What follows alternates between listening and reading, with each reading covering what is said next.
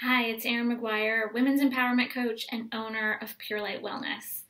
Today I wanted to give you a video that's something that happened to me recently that I kind of went through, and I shared about this on my Instagram, which is Pure Light Wellness. If you're not following me, please do, and Facebook, also Pure Light Wellness page. And I got a lot of responses from people, so I feel like it's something that we're all kind of needing and feeling on some level. And that is the whole concept of being versus doing. So maybe you've heard the phrase, but we're human beings, not human doings. And oftentimes we get that confused. Now, of course, we need to do things. We, have bills to pay and people to take care of in our lives. But it's this concept of, especially I find it in the Western cultures, of that we constantly have to be doing something.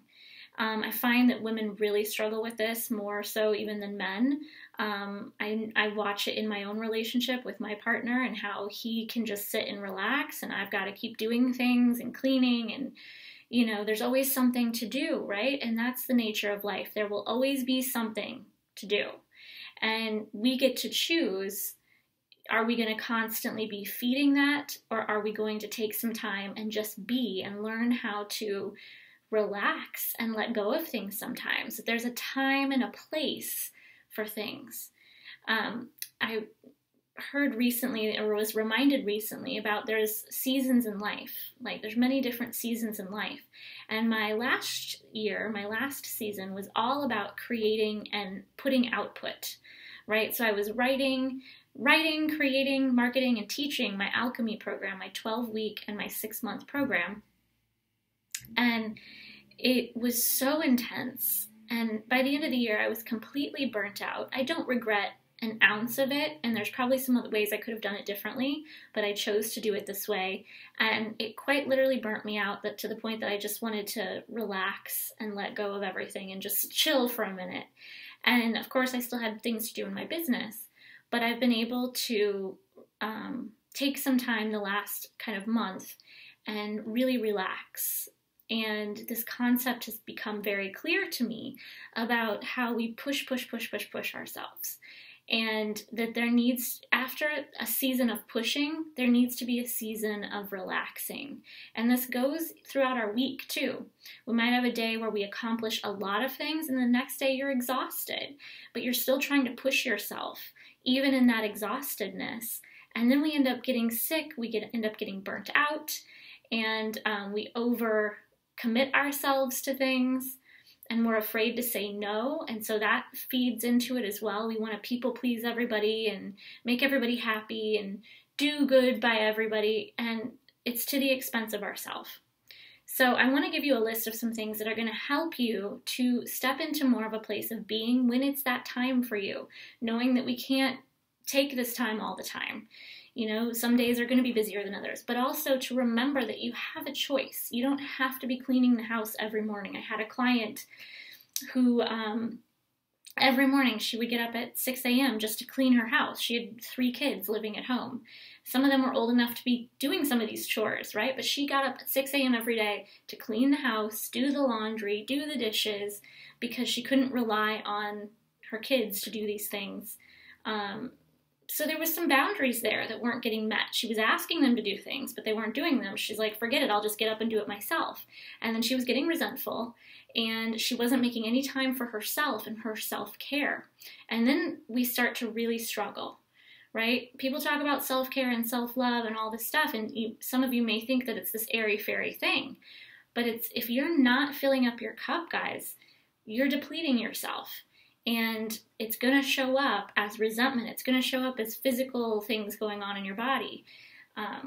You're going to start to feel trapped by your life. You've got to make the time to do this. And that requires making choices. So that's the first, number one step, is take some time out. I tell people all the time, do your chores, your housework things, Monday, Wednesday, Friday. Don't do them every single day, or save it all for the weekend. On a Saturday morning, I take 2 hours and clean the house. Whatever it is for you, but the rest of the time you got to learn to let things go.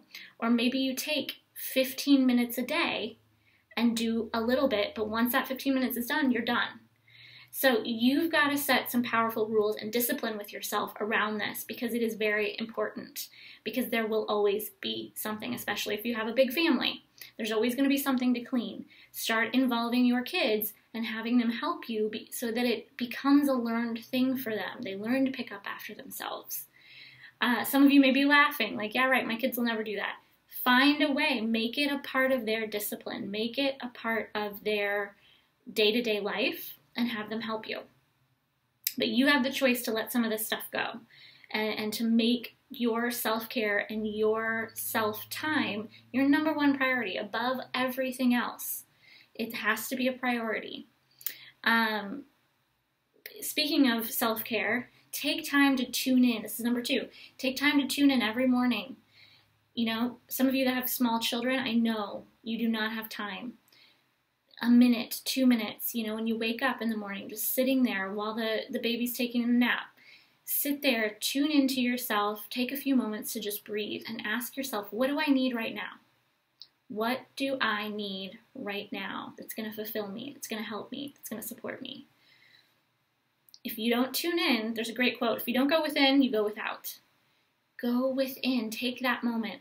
Same thing with meditation. It's one and the same, right? Meditation is going within. If you have a little more time, spend more time there. But 2 minutes, 3 minutes is great for those of us that are too busy to make that happen. On the other hand, I would argue if you're too busy to take care of yourself, then, you know, those are excuses, right? We have time for things. It's just often we put that off into the back burner. Having a gratitude practice is really beneficial. So every morning or every night before you go to bed, you can write it out, you can think it while you're driving. This is a great one to do with your kids too, to teach them the importance of focusing on what we have to be grateful for and our goals and desires and what's to come. But we can't get what we want without having gratitude for what we have. So really taking the time to focus on that and having a gratitude practice. This is a big one. It's really important, especially for women. Practice slower exercises. Okay, so some of us are really addicted to hardcore, fast-paced, high-intensity exercises, and those are great. Don't get me wrong. I love them too. But if that's all you're doing for your workouts, especially women, you are going to burn your adrenals out. Okay, there's a lot of studies that have been done around this. It's really bad for our hormones to constantly be pushing ourselves like that. So, you know, cutting back on those a little bit, adding in some restorative yoga or just some regular yoga classes, not power yoga, that doesn't count. That's kind of high intensity as well. Making sure you have some off days or some very restorative days in your workout schedule is really important for hormonal health and everything. Women, this is another one. When it's your menstrual cycle, the first 3 days, especially day number 1 and 2, you need to take those days off. You should not be working out those days. Some people have to take their day off of work because their cramps are so bad or they've got different things going on. If you can just rest those 2 days or really take it easy on yourself, really be gentle, cut back on workouts, cancel appointments that you've made with friends and that sort of thing, it's really important. Please do that. It does end up affecting you later down the road. I worked with an Ayurvedic practitioner for a year or so, and she always said that working out hard during the first 3 days of your menstrual cycle actually leads to issues in menopause. So you really need to make sure that you're taking a step back on those first couple of days. No heavy workouts for the first 3 days. Okay? Take it as a time to just relax, slow down. It's your body letting you know that it's cleansing, it's detoxing. It's like going through a cleanse. You need to give it that space to do so. Taking breaks in your workday. This is another one. So not pushing yourself through and through and through. Maybe you are like me where you notice that when you're pushing all the time, things don't always work out the way that you want them to. That happens to me a lot, where it's like all of a sudden I'm trying to do something online and it's not working. Like one day I was trying to make a flyer and all these little dots that I had put in, like little bullet point dots, I had put them in at one point and then I deleted them. So it was showing me that it was deleted, but when I went to print it, they kept showing up. And I was getting so frustrated. I was like, what do you mean? You know, and I'm yelling at my computer. And I closed the computer and I said, it's time to walk away. So I went and I did whatever else that I could. And, you know, I'm lucky that I own my own business and I'm my own boss, so I can do whatever the heck I want. But if that's not you, move away from the computer. Go take a walk around the block. Do a different task at work so that you are not getting frustrated and sitting in that energy for so long. So, and then just making sure that you're taking some breaks throughout your day. We need to make sure that we remember that our to-do list isn't all going to get done, okay? So I am very guilty of writing these long to-do lists and then getting frustrated when those things don't all get finished.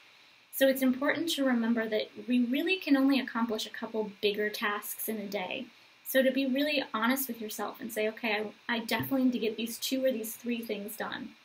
And if I don't, that's okay, but this is number 1. This has to get done today. And making a priority of it rather than saying, okay, I'm going to get these 10 things done.